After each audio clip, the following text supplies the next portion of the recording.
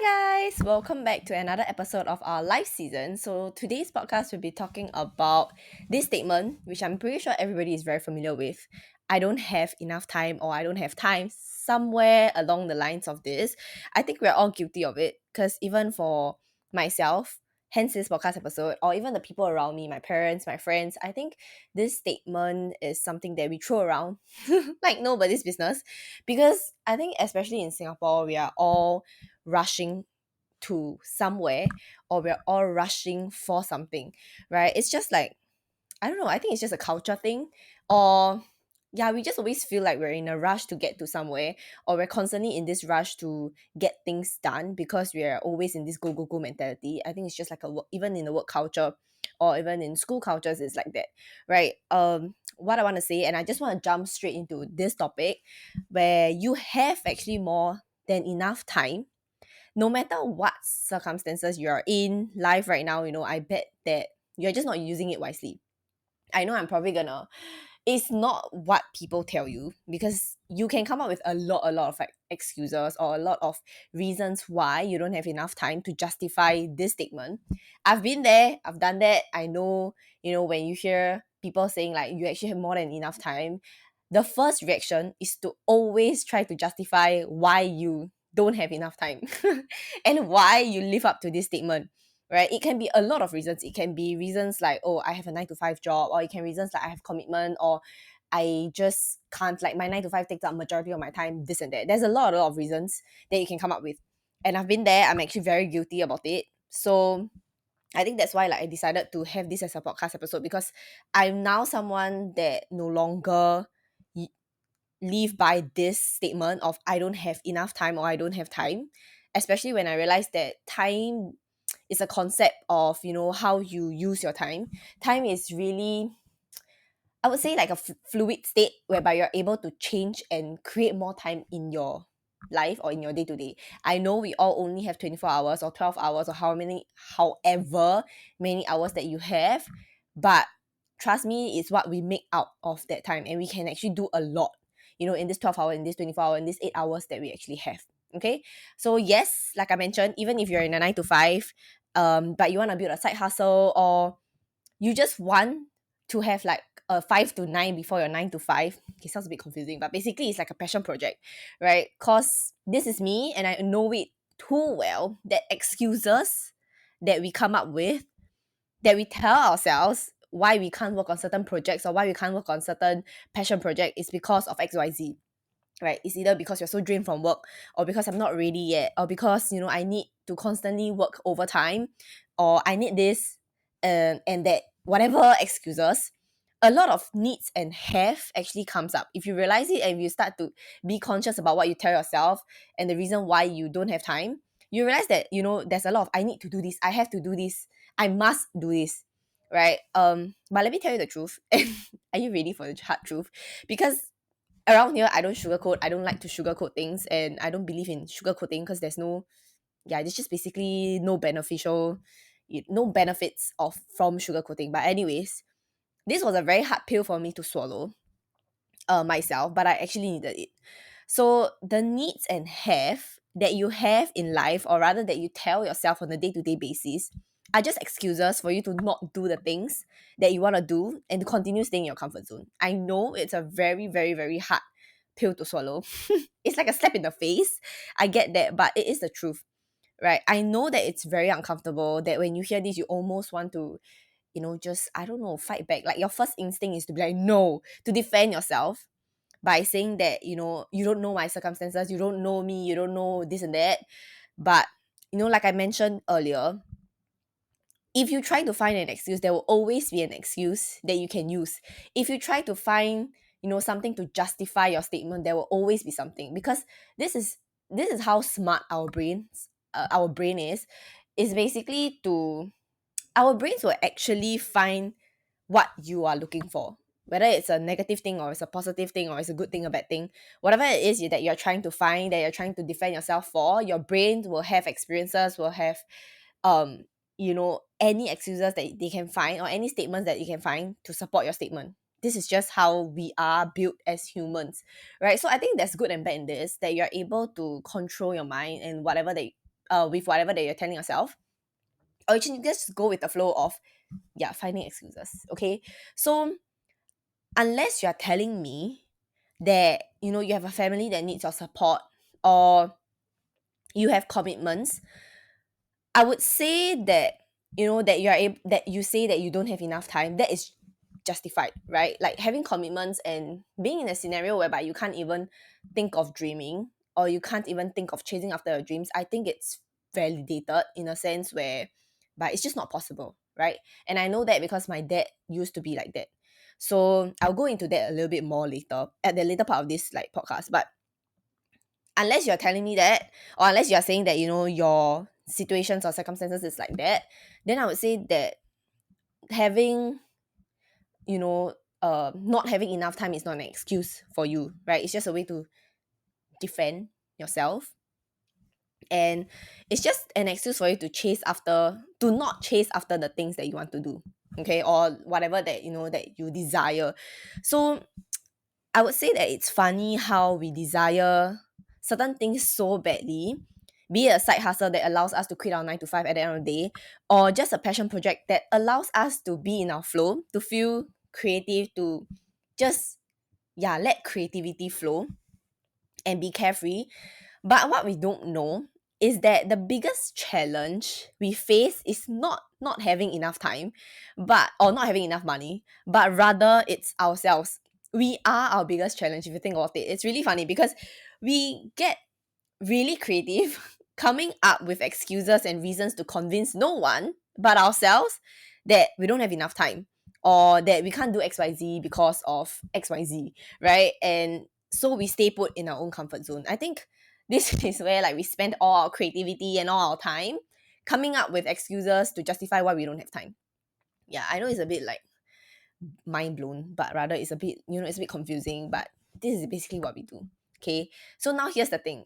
I think I want to tell you, and also I tell myself, that what I want you to ingrain in your mind is that when it comes to anything in life, right, our biggest enemy is actually ourselves. No one else but ourselves. Our thoughts, our choice of words, the way we speak to ourselves, what you choose to tell yourself, what story you choose to live by, what story you choose to tell yourself and create into your reality, what determines your reality and your outcome. Whatever that you're saying right now is based on what you have been telling yourself, what we have been thinking about, right? So I would say that whether or not you go on and do big things in life to chase after that fulfilling life, however that looks like for you, on whether you just sit down and just come up with excuses time and time again, and then few years down the road you find yourself still stuck in the same position, telling yourself the same thing, the same old excuses, it ultimately really boils down to the story that you choose to be attached to as part of your identity. I think that is the biggest difference between people who go out there and chase after their dreams and are so-called open inverted successful, or what we deem or the society deem as successful, and people who continue to stay stuck in life per se. I feel like the difference is really the mindset. Like I mentioned a lot of times, and this whole entire podcast I'll just be mentioning how mindset is so important, and how I'm on my journey of discovering my own mentality, my own mindset change. I'm not perfect, so I'm still really working on a lot of like my mindset shifts and my just a lot of judgments that I have on myself and on people in general. I feel like mindset is really, really, really, really, really important.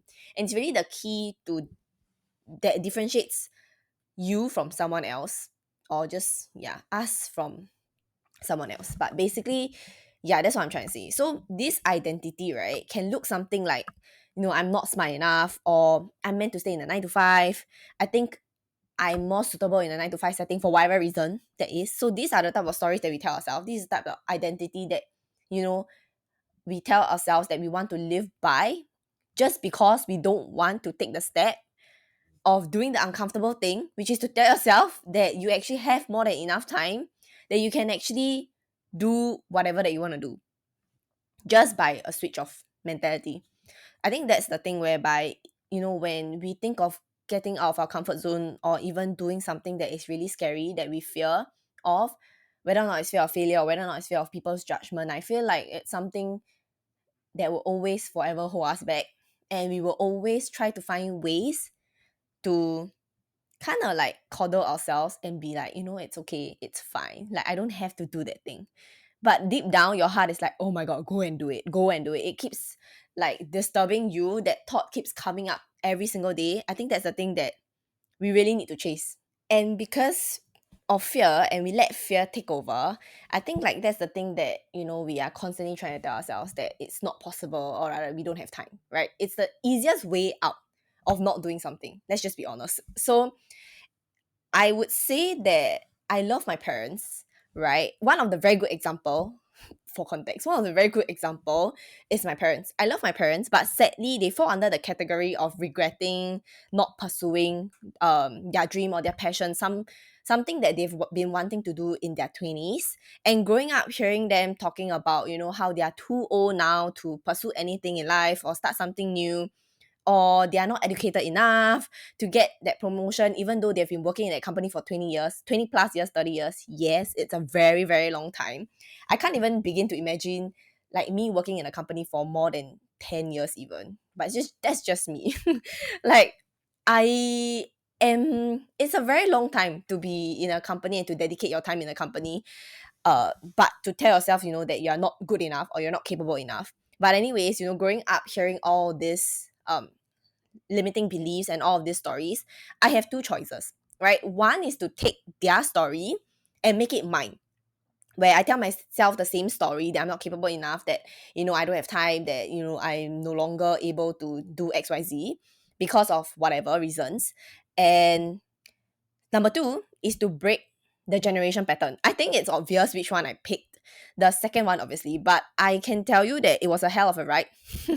It definitely wasn't the easiest out of all, but I feel like essentially because essentially the path that I chose, right, choosing to break the generational pattern means that I'm willing to fall and learn and not have anyone to pick me up, but to learn myself and to be criticized, to be told what to do, to be told that I'm chasing after the wrong path, to be told that this is not the way to live life, because it's just so uncomfortable for people to see me live a life like that, because it's just not their style of living, right? And every adult try to give me like their 2 cents, like how it's not, advisable to live life like that, to just chase after anything and everything under the sun. So it's not an easy route, but do I regret it? No, like no way I would ever regret living a life like this. So don't get me wrong, I completely understand why, sometimes people just can't take the leap and quit their job because of commitments. And back then, owning a business or chasing after, your dreams just wasn't like a thing. Like for my parents' generation, they are like 50 plus 60 this year. So I would say that especially for my dad, he lost his dad at a very young age. And being the eldest in the family, of course, he had to go out there and work. All he could think of was to work and provide for his family. So I remember having this conversation with him where I asked him, like, if you can have anything in the world, what would you think of or what would you want to have, like when you're young?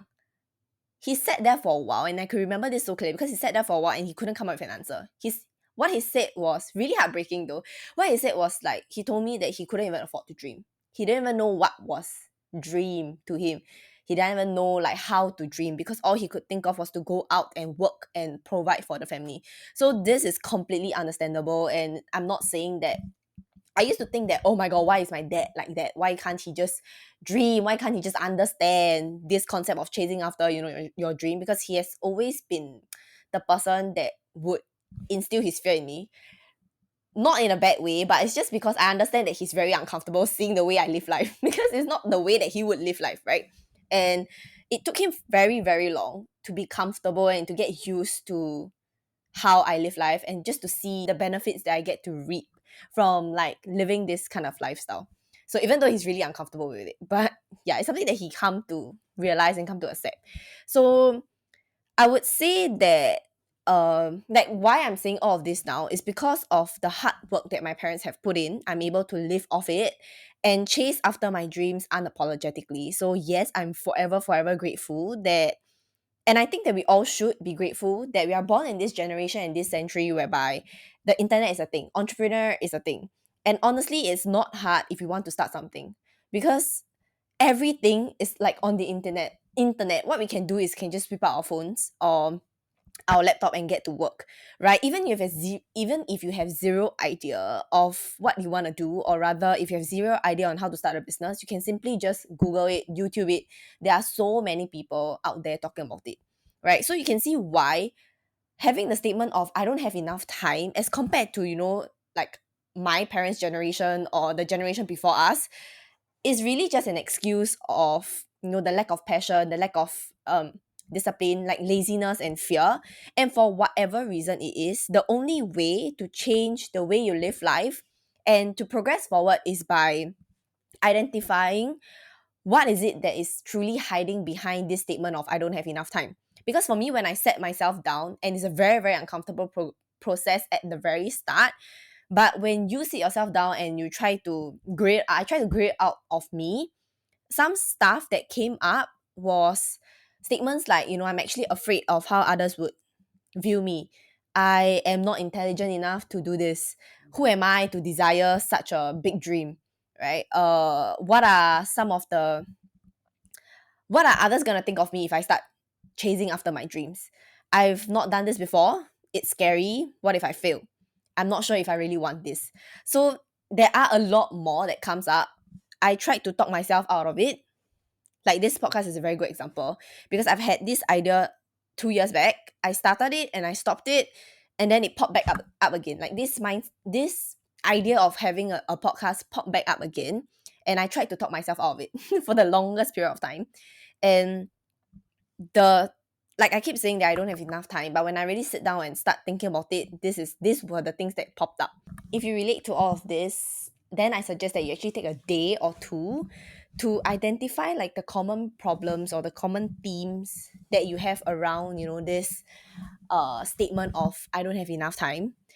If you are like me, then the truth to it is that by saying you don't have enough time is the fear of actually judgment and failure from, judgment from others. And oh my god, I have so much to talk about this topic, but I'll leave it for another episode. For the sake of this episode, I'm just gonna ask you to ask yourself that, think about like what's the worst that can happen, and also think about what's the best that can happen, and then see whether the worst is actually worth risking for. So majority of the time the answer is yes, that it's actually worth it to risk, to take the risk and do whatever that you want to do. uh if it's a no, then I would say that, give it time, or actually just think about dropping it.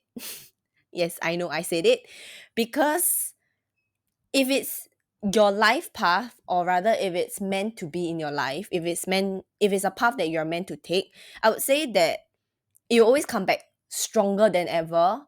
You always come back as something that, you won't be able to ignore it, or you won't be able to talk yourself out of it, because it's what you're meant to do. And I know this based on my own experience.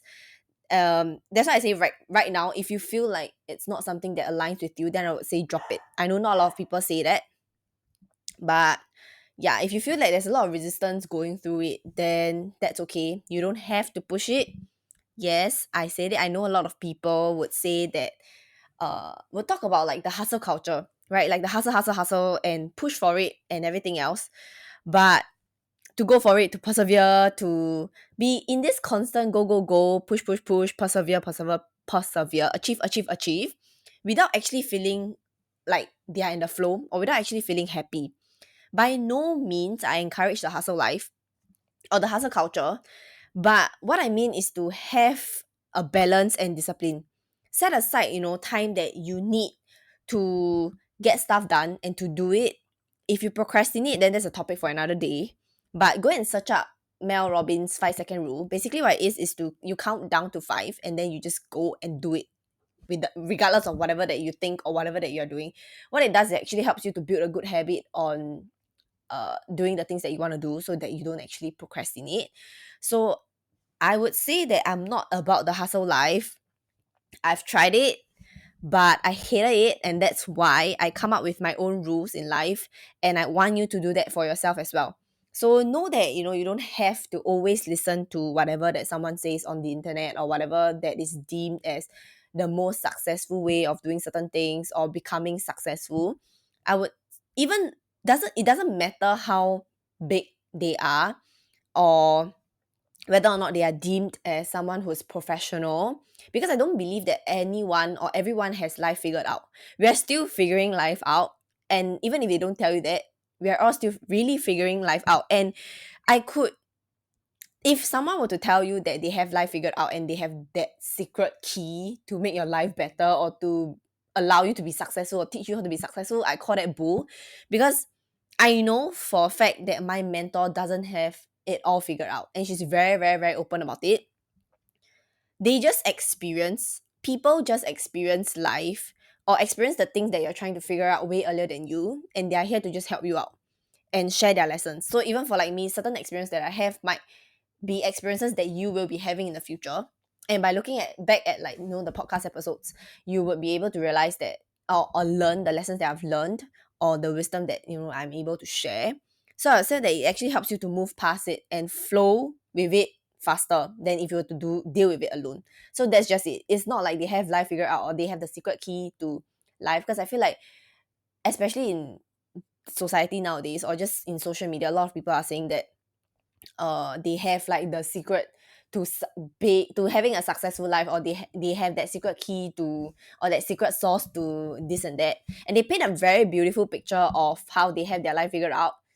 But if you realize, and I used to believe all of this, but until you realize, you sit down and you start looking, peeling back the curtains of like their business and stuff like that, you realize that nobody actually have life figured out. We are all still figuring life out. It's just how well we pretend to have life figured out, how well we act as if everything is good in life. Because I feel like if you show a little bit of vulnerability in this society, I think everyone has the fear of like being taken advantage of, or being seen as not good enough, right? But I feel like that's just the truth. Like everyone is really on their own journey of figuring their life out.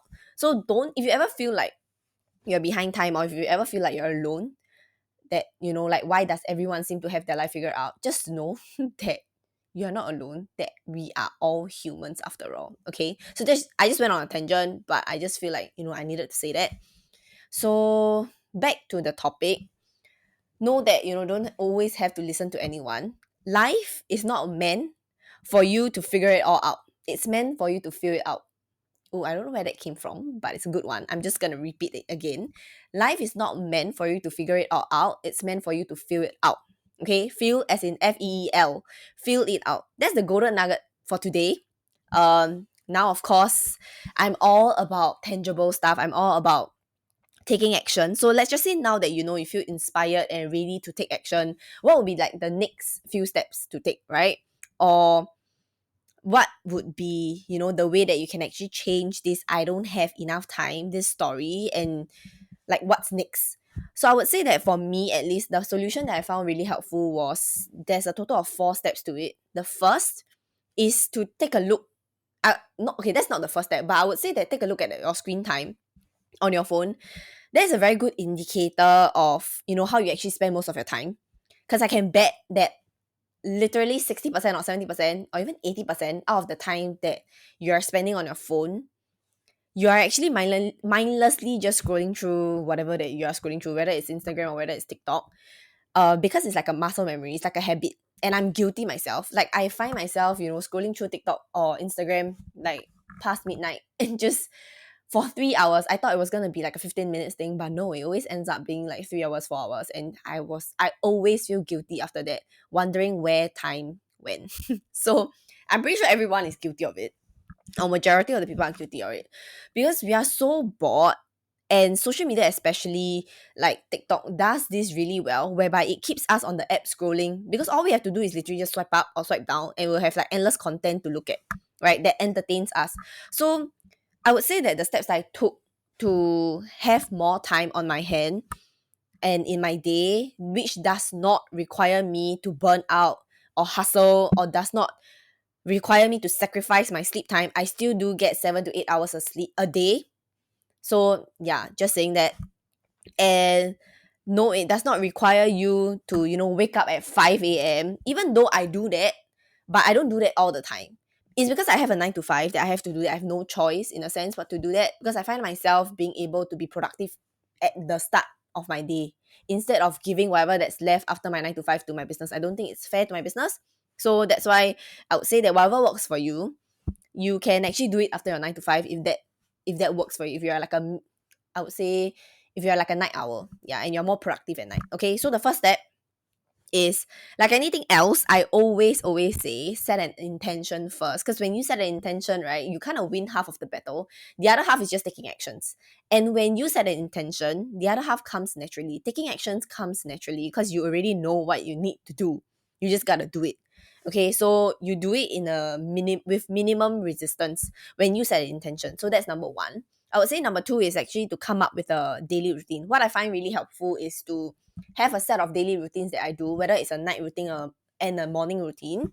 It doesn't have to be long. I say that's the thing that I know it's a very common thing to say that have a routine, but I would say that it really doesn't have to be long. Like some of my routines can be like 5 minutes, 10 minutes, and it can just be meditation. That's all. Like that's my morning routine when I don't have time for it or when I'm in a rush.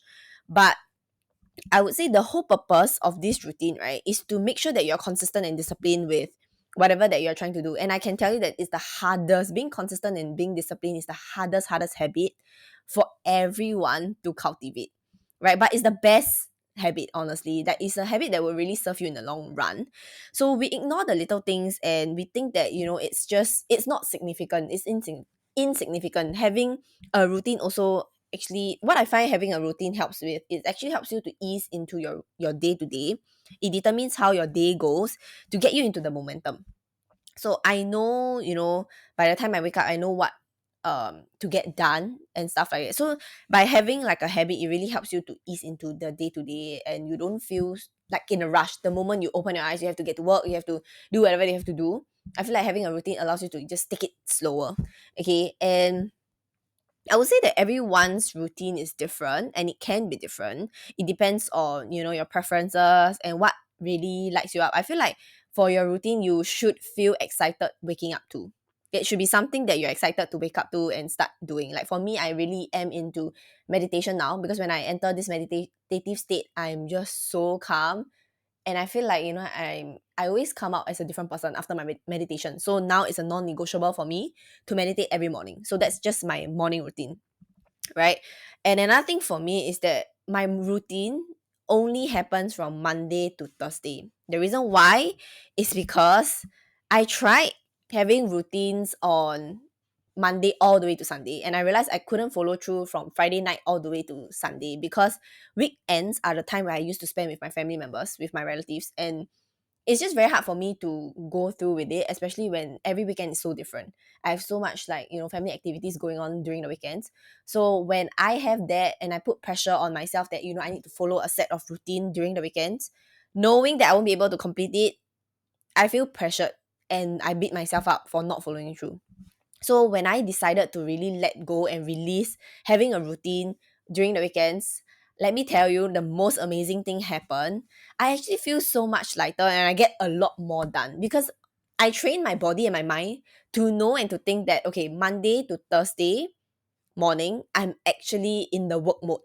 And then during the weekends, I can actually get to relax a little bit more. And this allows me to have that balance in life. And I really, truly enjoy this, instead of just trying to rush through everything and trying to have a routine day to day. I feel like this is the thing that not a lot of people talk about, or nobody talks about, because everyone is like, oh, have a routine and follow through it like every single day. And if you skip 1 or 2 days, like, you're doomed, right? It's not like that. So to me, this is balance. To me, this is healthy habits. But if you can, or if you want to work during the weekends, by all means go ahead, right? Especially if you have a 9 to 5 and you realize that, weekends are the only time for yourself, then yeah, do whatever works for you. Take whatever resonates and leave whatever that doesn't. Okay. So another one is to write down a to-do list, and to write down a to-do list of what you need to do. It's easier for you to track your progress. That's what I realized, that it keeps me motivated as well. And I would actually break it into bite-sized pieces, so it is not very overwhelming. Okay. So it is that satisfaction when you actually check off your list, for me at least. Then I would, be excited to create more to-do list to wake up every single day to know that I'm actually productive. It's a way for me to track my progress. So this what I like to do is to do this like the previous day, the previous night, so that I can before I go to bed, I'll look at it and to know like what I need to do the next day. So if let's just say I procrastinate in the morning, we are all humans. I do that sometimes. I know that at least my to-do list will start popping up in my mind. Like I'm still in the half awake, mode. Like my to-do list will pop up in my mind and be like, okay, so these are things that you need to get done today, right? And most of the time, it will actually urge me to wake up, like to get out of bed and to do it, no matter how tired I am. But like I mentioned, I'm still human. Some of the days I would actually look through the to-do list again and realize that there's no rush to do it. Then I would allow myself to take more rest. So I would say that this is actually very normal and it's okay as long as you've built the momentum for it. As long as you know that you wouldn't skip more than 2 days. Right? If 1 or 2 days is fine, you wouldn't skip more than 2 days and get back, on track once you are ready to go. So another one, the last one, I would say the most important part, and it's something that I kind of figured out myself, is to combine tasks. So example, I know that my morning routine includes reading, right? And I feel like it's a bit of a hassle, or rather it's a little bit of a waste of time because of the time constraint that I have in the morning before I go to work. I only have 2 hours to do like my stuff or whatever that I want to do. So reading, I wouldn't say waste it on like the 2 hours, but I wouldn't want to include it in that 2 hours. So I actually incorporate it with my commuting time. So I commute every single day for like close to 1.5 hours. So during this 1.5 hours, I will listen to podcasts. I will actually do my whatever reading that I want to do to be doing. What am I talking about? Okay, I would actually read when I'm commuting. So I know it sounds so like duh, like just combine it or read when you're commuting, but I would say that trust me, I think, I used to think that I need to stack all my morning routines together back to back before I can do anything. Like it has to be in this certain flow. Like you can't break it up.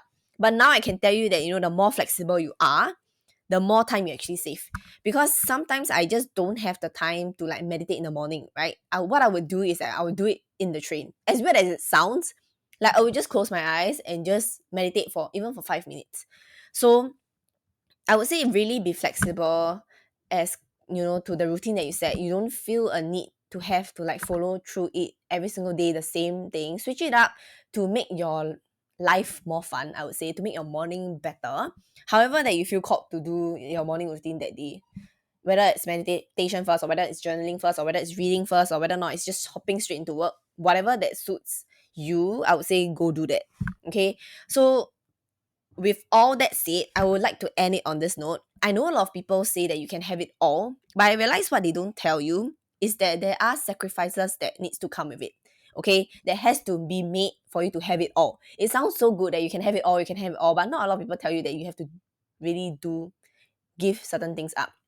Because a simple example is that if you're working on a business, there are a lot of things that needs to be done, right? And if you have a 9 to 5, it's even worse because you're busier, you have more commitments. So you have to give up time. Like for me at least, I gave up time on watching Netflix or watching dramas. Yes, I do binge on them over the weekends, but during the weekdays, no matter how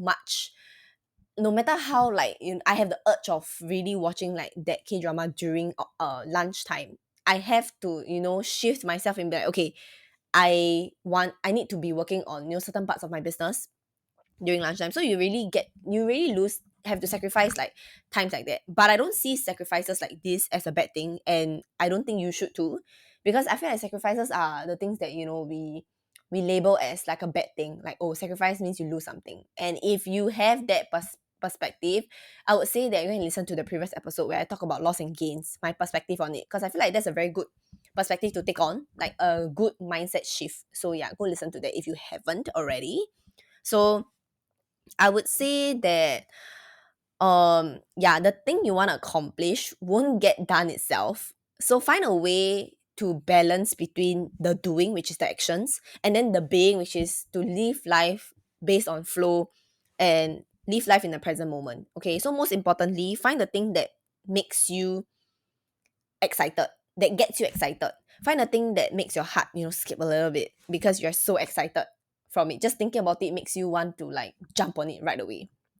the one that makes you, forget about time, like you can just sit there for hours and just be doing the same thing over and over again, or to be working on a business, whatever that is for you. I would say just find the one that really gets you excited. Follow your heart. Your heart knows where to take you. Okay, so with that, I really hope that this "I don't have enough time" statement would end here. Whatever that you've been telling yourself, whatever excuses that you've been coming up with, I hope that you're ready to let it go, because it really will benefit you if you let this go and start looking into taking small steps towards working on your business or working on whatever that is that you want to work with, whether it's a passion project, right? It can just be a fun project. You never know. But I would say that work on the things, especially the one that has been sitting in your mind, like, and bugging you the whole entire time. Work on that. It's time to take action, because that's most mainly, I feel like that's the thing that is your calling, what you're supposed to do in this lifetime. So yeah, this "I don't have enough time" statement has got to go, and I hope that this episode helps you to gain a better idea. At least for me, it helped me gain a lot of like insight on the excuses that I've been making, and putting them aside, starting a new routine, a new life per se. This has really helped me, and I hope that try it out, give it a try, and let me know how it works out for you, because it really has helped me. And it's been, I would say, 3-4 months now, and I'm still on this routine, happier than ever, still tweaking along the way. But I think that's just life. Like I mentioned, life is not perfect. We don't have it all figured out. Okay, so yeah, I hope you enjoy this podcast episode for this week, and I hope to see you in the next podcast episode.